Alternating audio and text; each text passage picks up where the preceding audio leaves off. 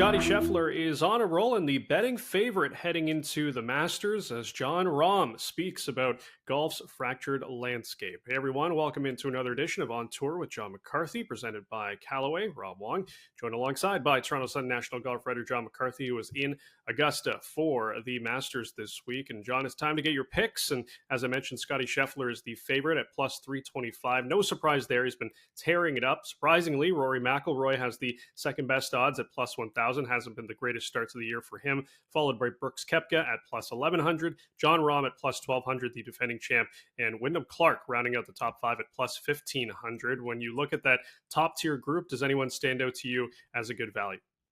As it's tough because I hate taking heavy favorites or even a favorite like Scotty Scheffler at. You can get him anywhere between sort of like you said plus 325. I've seen him at 4-1 today, but there's such tough odds to take as a gambler. But then I always try and think of, if they held this tournament, he's 4-1. So if they held this tournament four times, do I think he'd win one of them?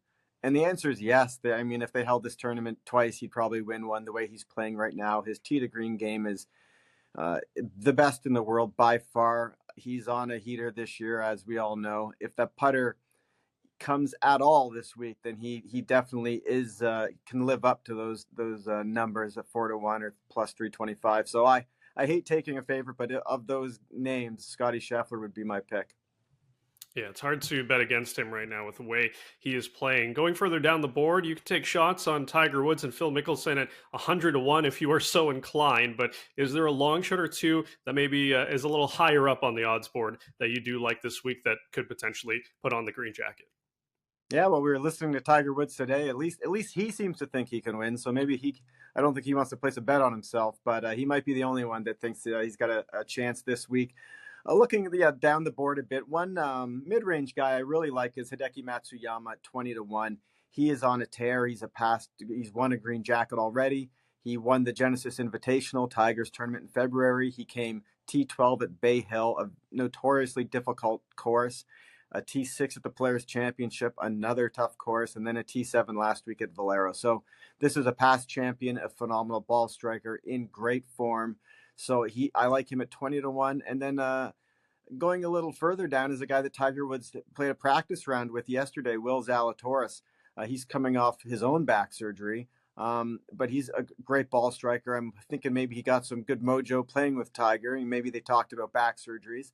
But he's 40-1. He came second at the Genesis, fourth at Bay Hill. He's only played in two Masters, and he has a second and a T6. So I don't think if Zalatoris' health comes around, his game certainly will, and you're not going to get him at 41 many more times at Augusta National. So those are two guys I really like. And then I guess if we're looking way down the board at some of the Canadians, Corey Connors is 70-1, and I haven't seen enough of his finishing in major championships to really want to take a gamble on him to win. A top 10, which he has three of at the Masters, might be a good bet. But I like Nick Taylor. You can get him at 200 to 250-1. And one thing he has shown us in the past year is that he is a closer, a clutch player, and he can be a great putter.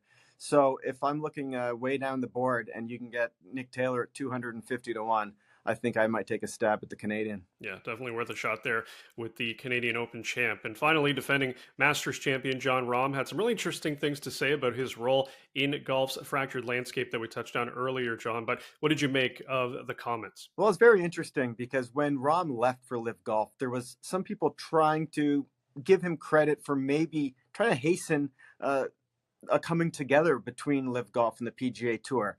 And it's always hard to know what someone's true motives are.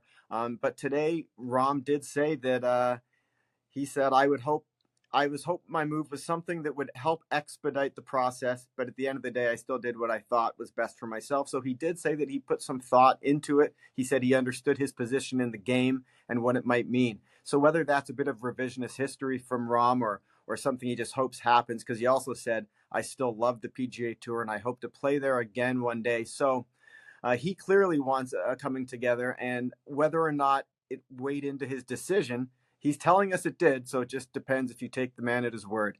And we're going to see in the future how that holds. And this week's going to be interesting for Jon Rahm. He's got a champions dinner tonight, and then he's the defending champ. So it's going to be interesting times for the Spaniard.